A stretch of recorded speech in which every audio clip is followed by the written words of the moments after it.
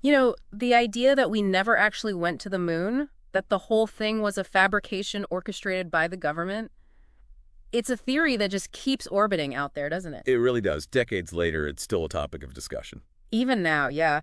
So let's really unpack this. What exactly are the core arguments behind this idea that governmental institutions intentionally concealed evidence of a hoax? Okay. Because it's not just one simple claim, is it? There's a whole constellation of them. Indeed.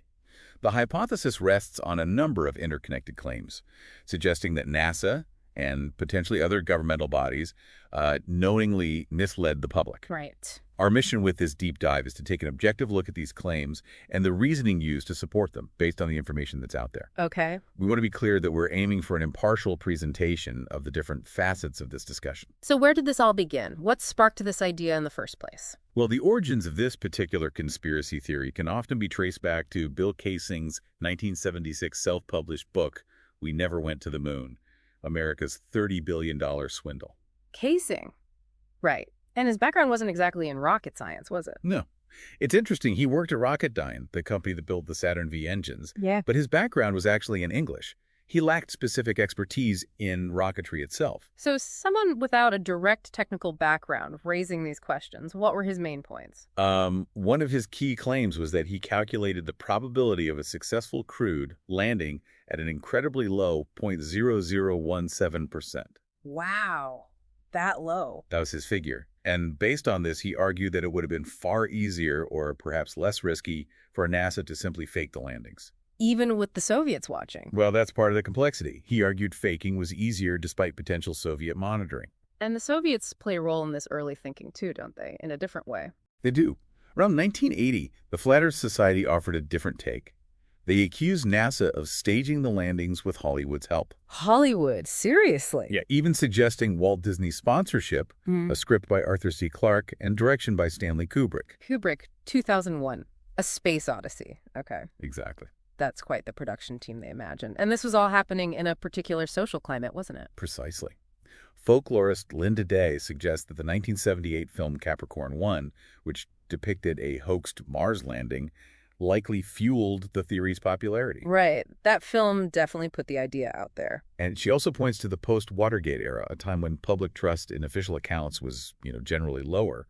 There was a sense that mass media could amplify these narratives, especially for those seeking alternative explanations. Okay, so we have the initial spark, some early proponents like Kaysing, the Flat Earth Society's angle, and a cultural context that might have made the idea resonate.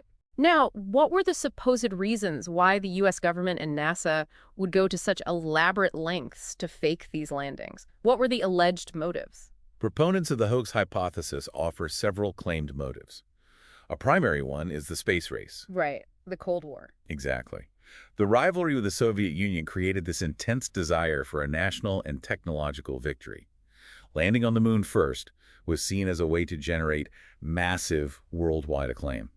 That makes sense. The pressure to win that race must have been immense. But was faking it really the only option, or even the easiest one? That's a key point to consider.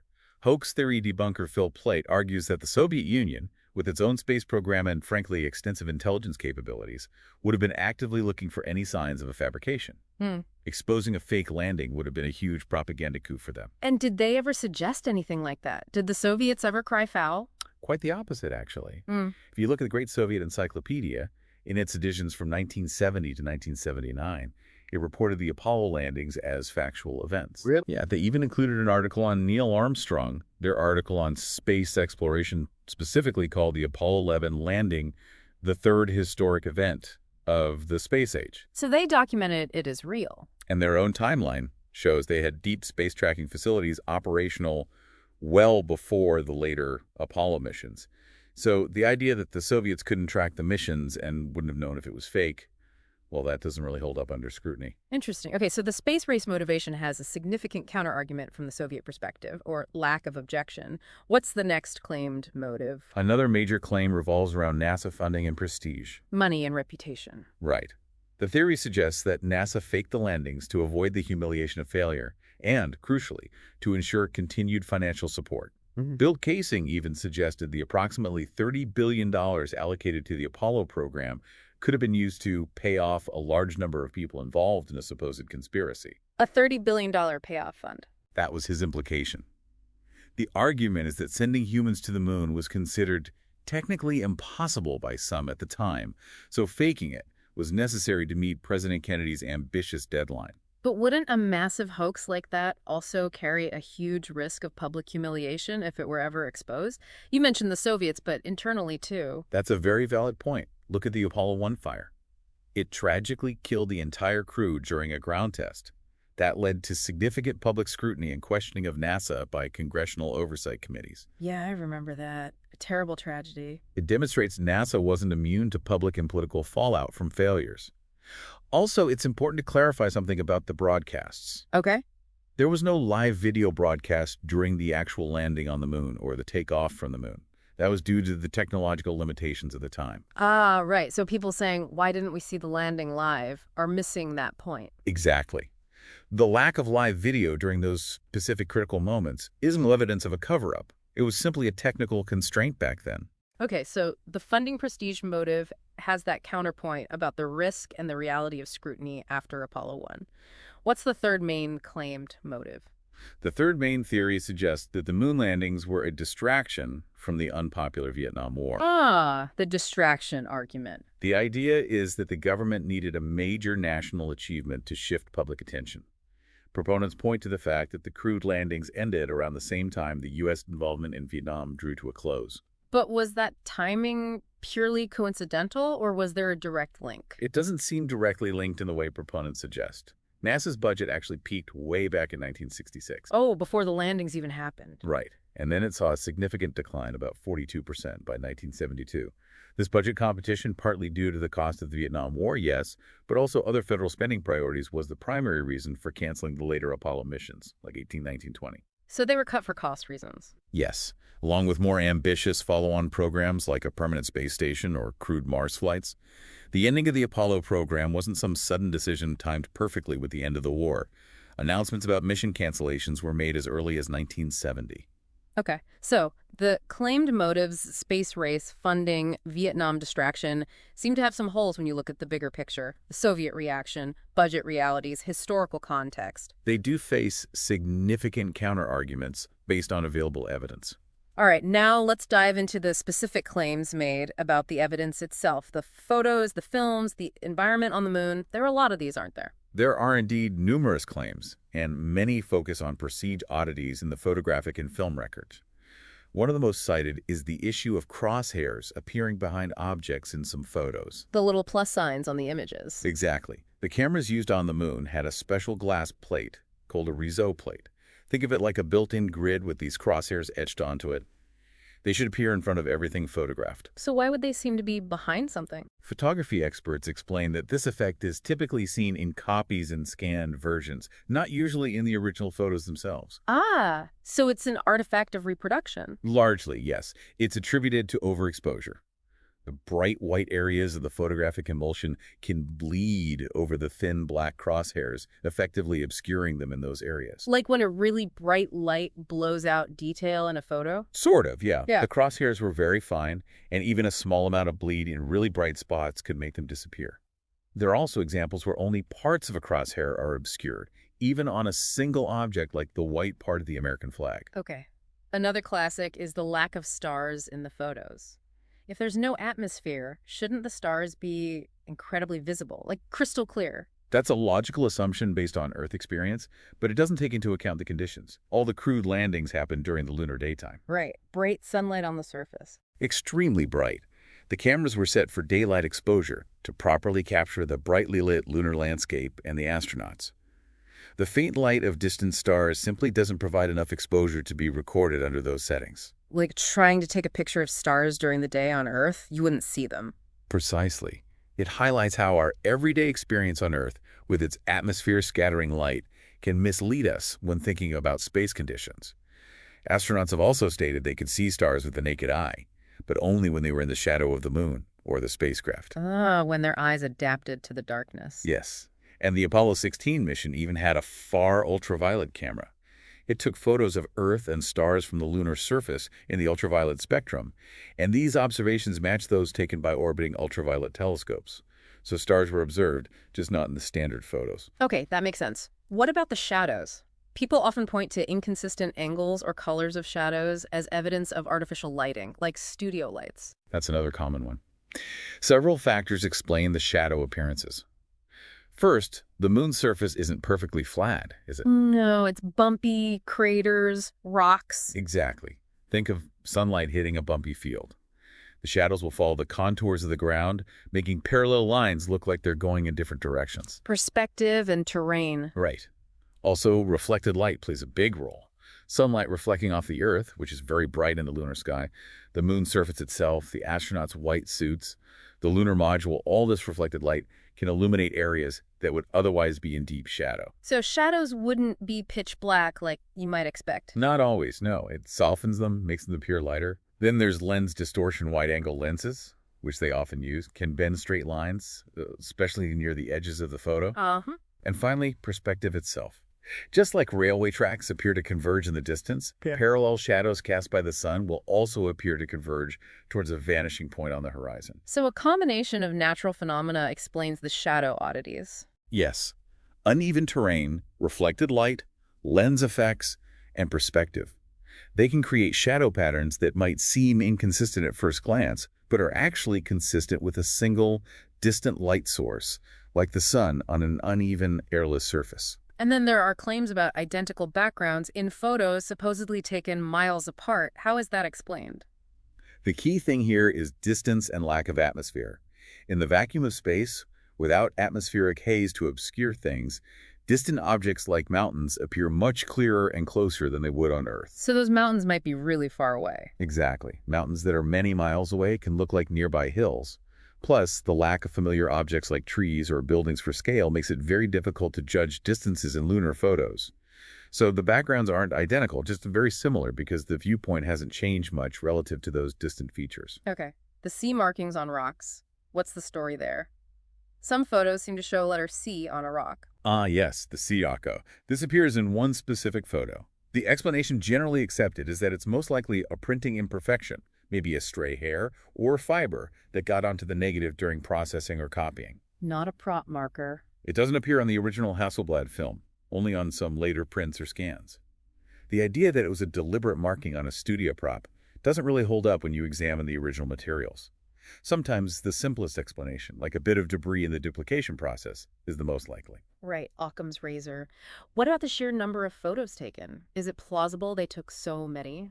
It might seem like a lot, yes, but the Apollo astronauts used relatively simple Hasselblad cameras, often chest-mounted, with settings that allowed them to take shots quickly. Point and shoot, almost. In a way, yes. For many shots, they often took stereo pairs, 2 photos side by side for depth, or panoramic sequences.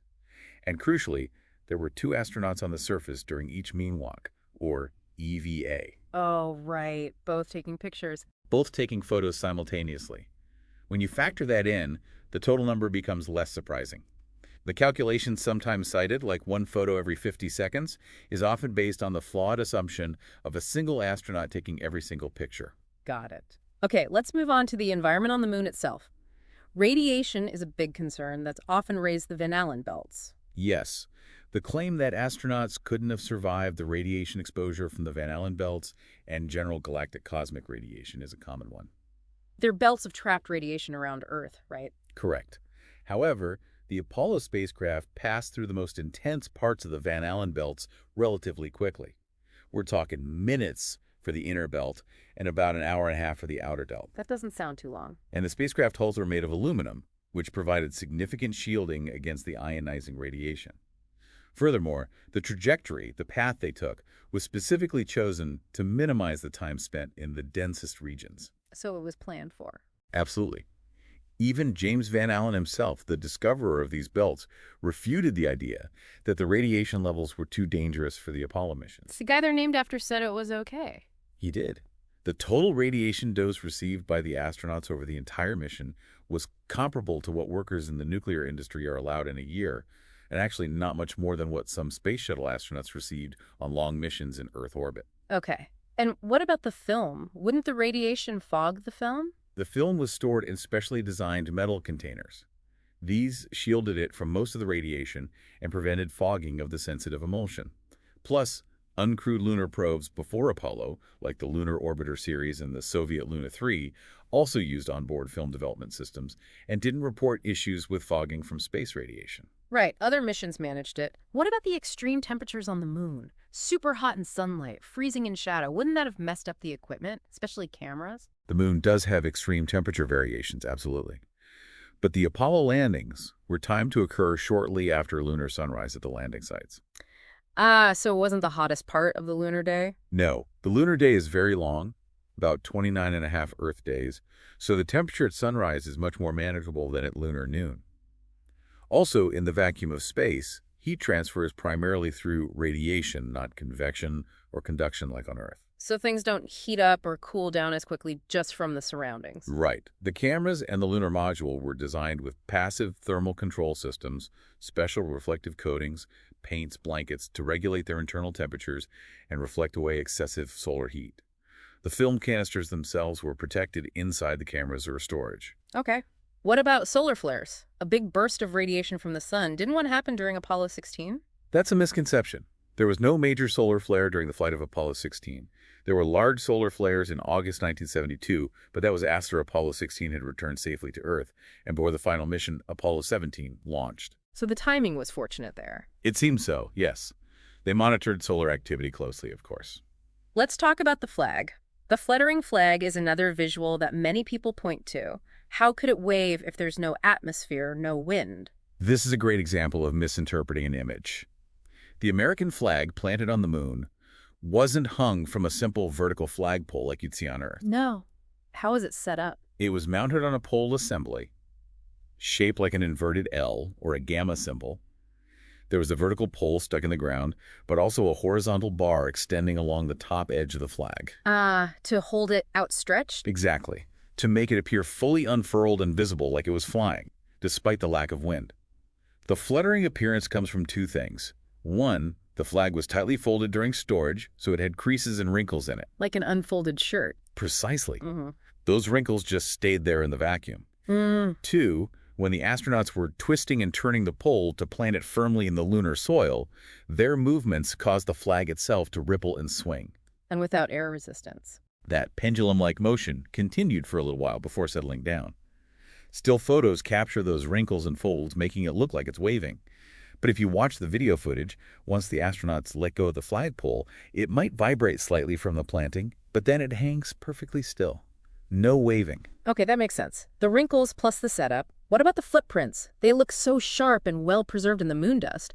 Shouldn't they erode away quickly without moisture to hold the dust together? Moon dust, or lunar regolith, is very different from Earth sand or dust. How so? It hasn't been weathered by billions of years of wind and water like Earth materials, so the individual particles are not rounded.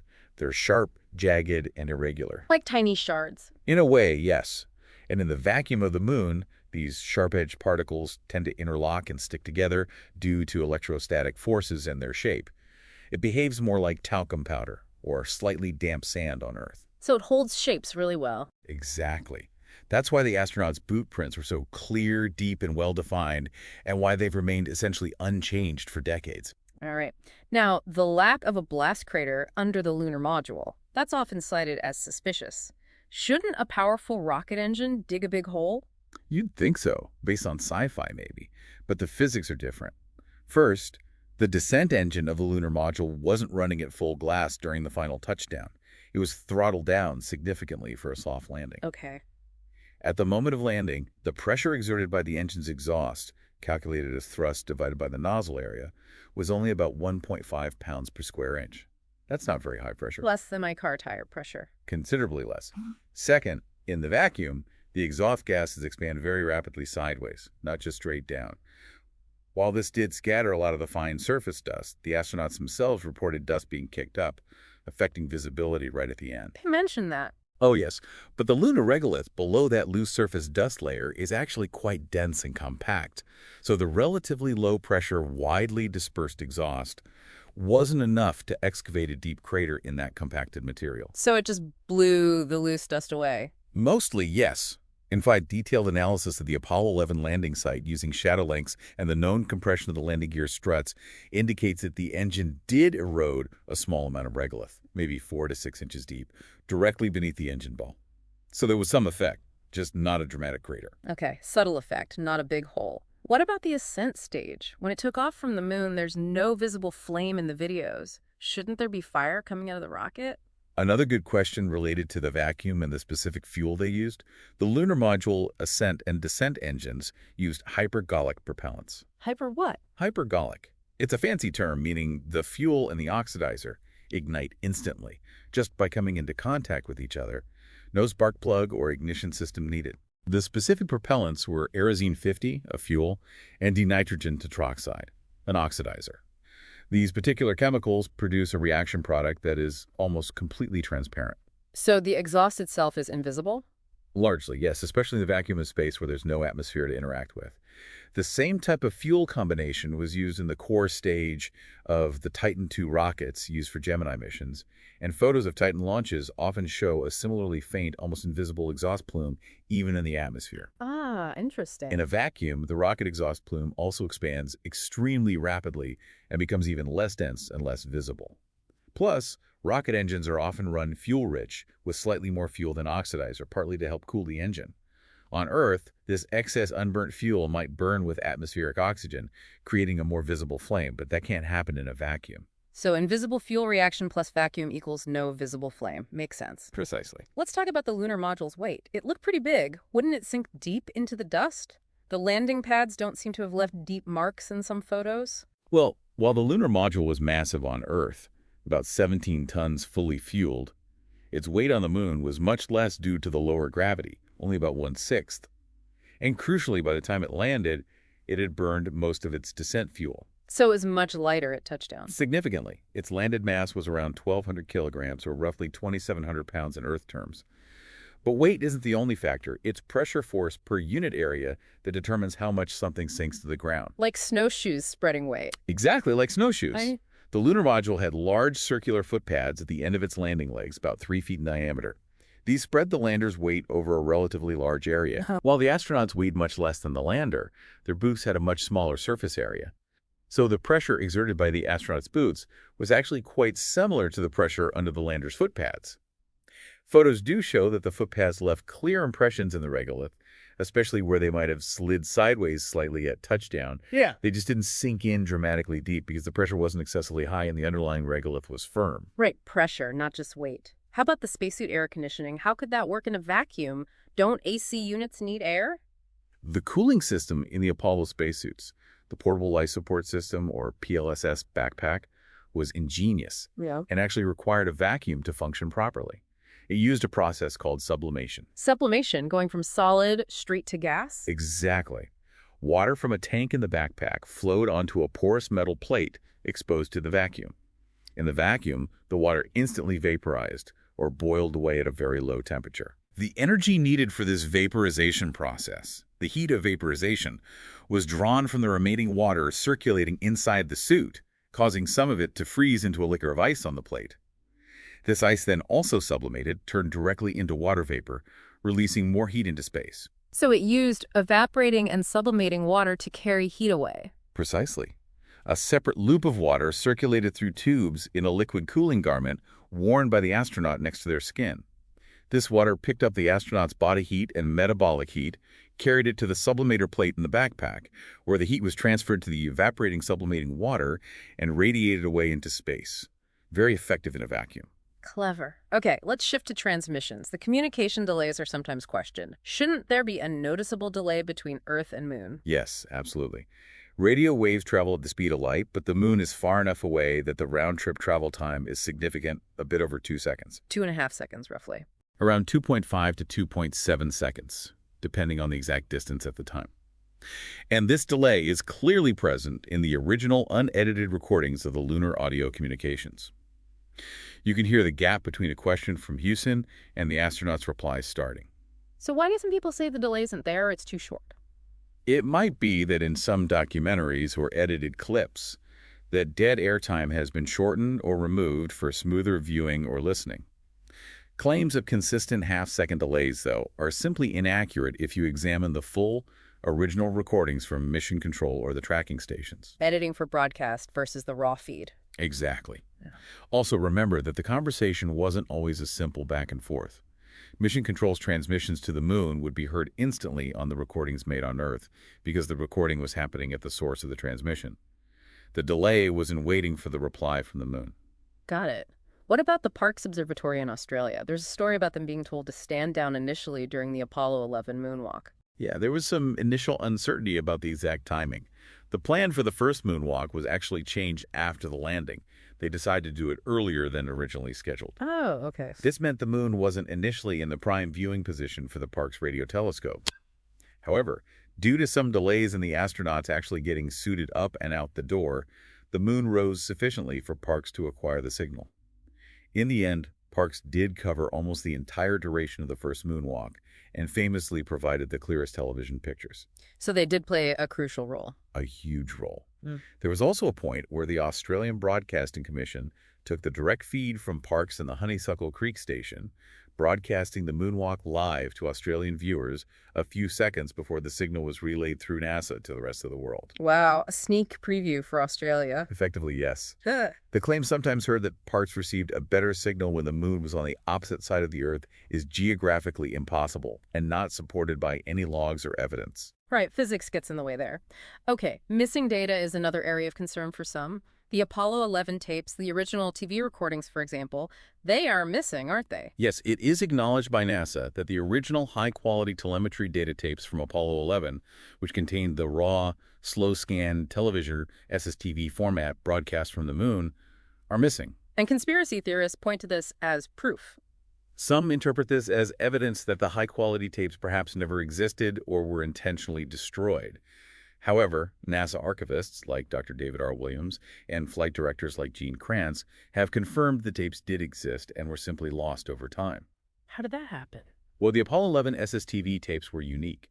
The signals received by the radio telescopes, particularly Parkes, were recorded onto large reels of analog magnetic tape, along with other mission telemetry data. This original SSTV transmission actually had better resolution and detail than the scan-converted images that were broadcast live worldwide. So the original tapes were better quality. Yes. These tapes were sent to the U.S. National Archives in 1970, but standard procedure at the time meant they were later returned to NASA's Goddard Space Flight Center. Now, NASA was dealing with a huge volume of magnetic tapes from all its missions, thousands per year, even before Apollo 11. Storage space was limited, and magnetic tapes were expensive. So they reused them. It's believed that, due to a combination of factors, lack of awareness of the unique value of those specific tapes amidst the sheer volume, storage constraints, and the routine practice of erasing and reusing tapes, the Apollo 11 SSTV tapes were likely among the hundreds of thousands of tapes that were degaussed, erased, and reused during the 1970s and early 80s. An unfortunate loss of historical data, but not necessarily sinister. That's the conclusion of NASA's extensive searches. They conducted a thorough investigation in the mid-2000s and concluded that approximately 45 tapes containing the Apollo 11 video were very likely erased and reused. They did, however, find the best available broadcast copies and used modern digital restoration techniques to produce significantly improved versions for the 40th anniversary. Okay. What about missing blueprints for the Saturn V, or the lunar module? There are claims about missing blueprints. Grumman, the company that built the lunar modules, reportedly destroyed most of their LM documentation after the program ended, which was common practice for contractors managing proprietary data or simply clearing out archives. However, that's not the full story. Microfilm copies of the Saturn V rocket blueprints do exist and are preserved. So the rocket plans are safe. Yes. And while Grumman may have destroyed much of the LM's detailed manufacturing docs, things like the operation manual for the lunar roving vehicle, used on Apollo 15, 16, 17, contain highly detailed technical drawings and information about that piece of hardware. So not all technical documentation is missing. Right. Now, the technology used by NASA at the time, it's sometimes questioned, especially compared to the Soviet Union's achievements early on. Yes. Critics like Bart Sibrel and others argue that because the USSR achieved many early space, the first Sputnik, first animal, first man, first woman, first spacewalk, and ultimately failed to land humans on the moon, the U.S. shouldn't have been able to either. The logic being, if the leaders couldn't do it, how could the U.S.? Kind of, yeah. However, while the Soviets did have impressive early successes, many of these were matched by the U.S. relatively quickly, often within a year or so. And some historians argue that some Soviet firsts were more focused on achieving quick, symbolic propaganda victories rather than representing steady, incremental progress towards a complex lunar landing. So the U.S. program might have been more focused on the end goal. Arguably.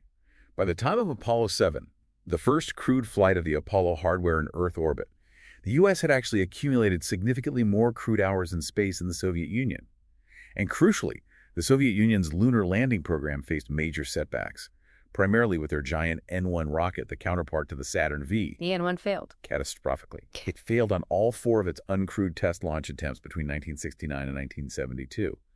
Without a reliable heavy-lift rocket, they simply couldn't mount a crewed lunar landing mission. So the U.S. succeeded where the Soviets failed primarily due to the rocket. The success of the Saturn V versus the failure of the N-1 was certainly a critical factor, yes. And what about the digital technology of the era?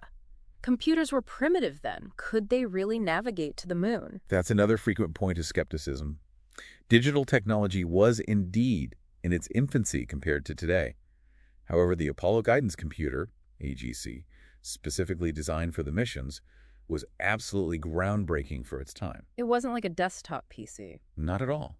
While its specifications, memory, processing speed seem incredibly limited by modern standards, less powerful than a modern calculator, people often say, it was a highly specialized, incredibly robust, real-time control system precisely engineered for the complex calculations and maneuvers needed for translunar navigation, lunar orbit insertion, descent, ascent, and return. Built for one purpose. Exactly. It wasn't a general-purpose computer. Comparing it to early personal computers like the Xerox Alto, 1973, isn't really apples to apples. The AGC did its specific job extremely well, using innovative software and hardware techniques like core rope memory. It was sufficient for the task. Okay. Now, a darker aspect sometimes raised. The deaths of NASA personnel.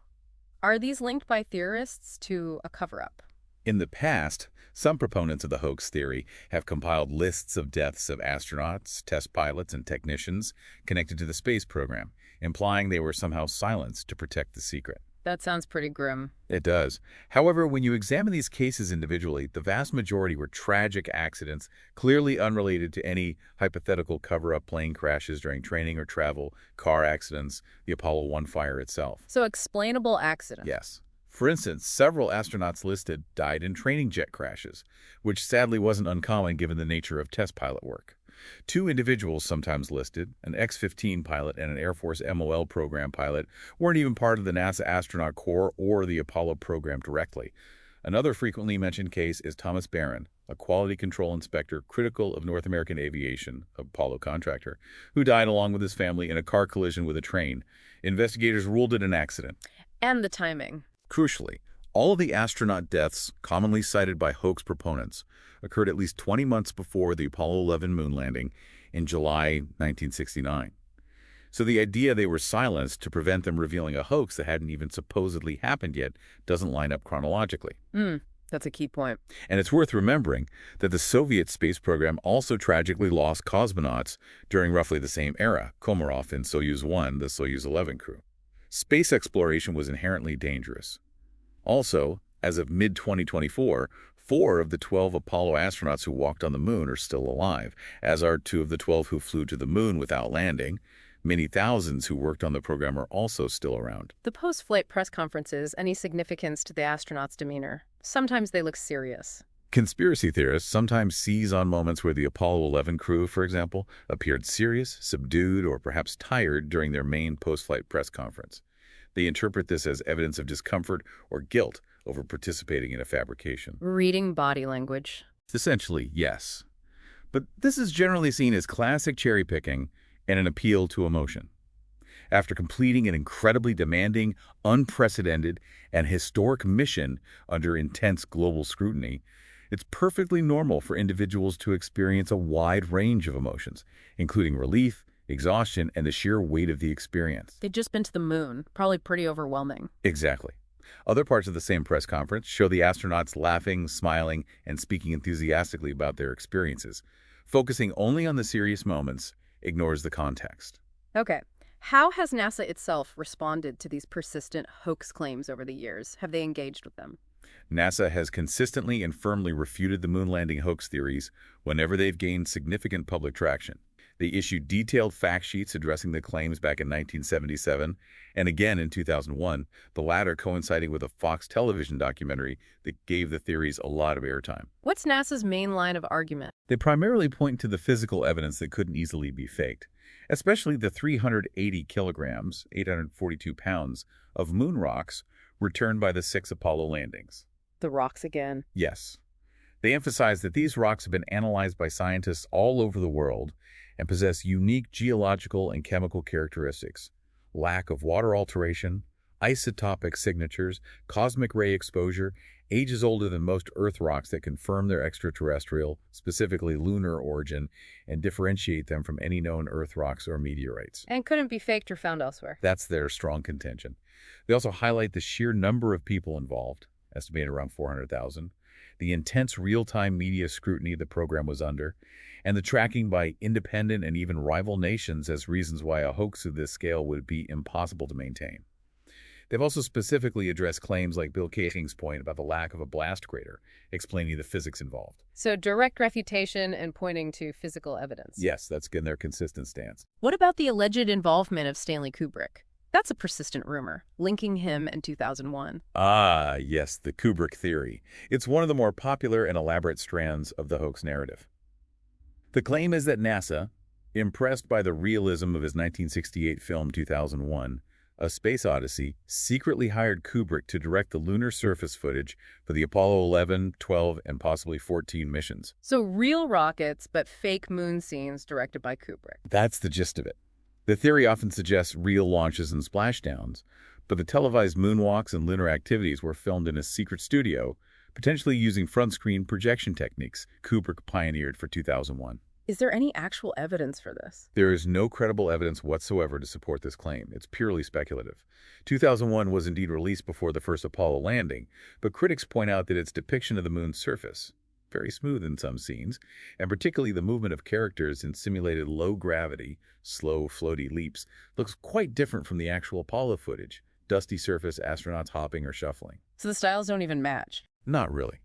While Kubrick did hire consultants who had worked for NASA or its contractors for technical advice on 2001, this is standard practice in filmmaking and doesn't imply any reciprocal secret arrangement. Furthermore, elaborate stories about Kubrick being coerced, involving threats or non-existent relatives, have been thoroughly debunked as hoaxes themselves. There was even a fake confession video that circulated years ago. And people trying to find clues in his later films, like The Shining. Yes, some theorists have attempted complex esoteric interpretations of The Shining, suggesting it contains veiled symbols and clues admitting Kubrick's involvement. These interpretations are highly subjective and widely dismissed by film scholars and Kubrick experts. So the Kubrick angle seems more like fan fiction than fact. That's a fair assessment based on the lack of evidence. Has there been any formal academic work specifically looking into and addressing these hoax claims? Yes, there has been some. For example, back in 2004, researchers at the University of Glasgow in Scotland were awarded a grant specifically to investigate moon landing conspiracy theories. They analyzed the common claims and delivered public lectures refuting the top 10 arguments typically made by conspiracists using scientific explanations. So academic scrutiny reaching the same conclusions? Largely, yes. There was also aerospace writer James Oberg, who was reportedly commissioned by NASA in the late 90s to write a book debunking the hoax claims, although the project was apparently canceled before publication, which some theorists took as suspicious, while others suggested NASA felt it would give the claims undue attention. And what about the Mythbusters TV show? Didn't they tackle this? They did. In 2008, the popular science show Mythbusters dedicated a special episode entirely to testing various moon landing hoax claims. What did they test? They conducted practical experiments. Some even filmed at a NASA training facility to examine things like the photographic anomalies, shadows, crosshairs, lack of stars, the fluttering flag, the properties of vacuum footprints, and whether a convincing hoax could have been faked with 1969 technology. And their verdict? Their conclusion after running the tests was that all of the specific conspiracist claims they examined were busted, meaning disproven by their experiments and analysis. They found the official explanations consistent with physics and the evidence. Okay. So we've covered the origins, the alleged motives, and a lot of the specific claims about photos, environment, technology, and their rebuttals. What about evidence outside of NASA's own data? Is there any third-party confirmation that the landings actually happened? Absolutely. This is a crucial area. There's a significant amount of independent third-party evidence corroborating the Apollo missions. Like what? Well, for starters, imaging the landing sites from lunar orbit. While early attempts with telescopes like Hubble were limited by the sheer distance and resolution needed, several independent lunar orbiters from different space agencies have successfully photographed the sites. Not just NASA probes. Correct. We have images from the U.S. Clementine mission, though lower resolution, the European Space Agency's SMART-1 probe, Japan's Kaguya Selene orbiter, India's Chandrayaan-1 orbiter, and China's Chang'e-2 lunar probe. All of these, to varying degrees of detail, have detected evidence of the Apollo landings. What kind of evidence can they see? The most definitive images come from NASA's own Lunar Reconnaissance Orbiter, LRO, launched in 2009, which carries a high-resolution camera. LRO has captured stunningly clear pictures of all 6 Apollo landing sites. And what do those show? They clearly show the descent stages of the lunar modules left behind on the surface, the astronauts' footpaths snaking across the landscape, tracks left by the lunar roving vehicles, the moon buggies used on Apollo 15, 16, and 17, scientific instruments deployed, and even the shadows cast by the flags planted at 5 of the sites. 5. What about the first one? The Apollo 11 flag is the exception. Buzz Aldrin reported seeing it get knocked over by the blast from the ascent engine when they lifted off, and the LRO images confirm there's no flag shadow at that specific spot, which actually corroborates his account. Wow. Okay, so multiple nations' spacecraft have seen remnants. What else? The moon rocks themselves are a huge piece of third-party evidence in a way. How so? Because they were shared. Exactly. The nearly 382 kilograms, 842 pounds of rocks, core samples, pebbles, and dust collected by the Apollo astronauts weren't just kept by NASA. Samples were distributed to laboratories and researchers in numerous countries around the world for independent analysis. And what did they find? There has been overwhelming global scientific consensus for decades, based on thousands of peer-reviewed studies, that these samples are genuinely lunar. As we discussed, they have unique compositions, isotopic ratios, ages, and physical characteristics, like micrometeorite impact pits formed in a vacuum, that clearly distinguish them from any rocks found on Earth, including terrestrial volcanic rocks or meteorites found on Earth, even the handful of actual lunar meteorites found later in places like Antarctica. And they match samples brought back by others. Yes. Importantly, the Apollo samples show consistent characteristics with the much smaller amounts of lunar material, about 300 grams total, returned independently by the Soviet Union's robotic Luna missions, Luna 16, 20, and 24, in the 1970s. So U.S. and Soviet samples agree on what moon rock is like. Correct. The idea sometimes floated that NASA just collected lunar meteorites from Antarctica beforehand doesn't hold water either. Wernher von Braun did visit Antarctica in 1967, but this was standard research for potential future launch sites, or Mars analog studies. The scientific recognition of Antarctica as a source of meteorites, let alone specifically lunar meteorites, didn't happen until the late 1970s and early 1980s. The first confirmed Antarctic lunar meteorite was identified in 1982, long after Apollo. And the total mass of all known lunar meteorites found on Earth is still significantly less than the mass returned by Apollo. Okay, rocks seem solid. Any other independent lines of evidence? Yes, tracking. The Apollo missions weren't just tracked by NASA's Deep Space Network. Numerous independent groups, including amateur radio astronomers and university observatories around the world, were able to track the spacecraft on their journey to the moon and back using radio signals and sometimes even optical telescopes. People could actually see the spacecraft? At certain points, yes. Particularly the combined Saturn V third stage and Apollo spacecraft, shortly after leaving Earth orbit, appearing as a bright, slow-moving star. NASA even provided sighting information to the public. More importantly, independent stations could pick up the radio transmissions between the spacecraft and Earth. And verify they were coming from lunar distance. Based on the signal characteristics, timing, and Doppler shift, yes. What about the retroreflectors? You mentioned those earlier. This is perhaps one of the most definitive, ongoing pieces of third-party evidence. The laser-ranging retroreflector, LRRR, experiment involved leaving special mirror arrays on the lunar surface. Mirrors. Yeah, panels containing hundreds of corner cube prisms. These are designed to reflect light directly back towards its source, regardless of the angle it hits them. Arrays were deployed by the Apollo 11, 14, and 15 crews. And what's the point of those? Observatories here on Earth can fire powerful laser beams at these arrays.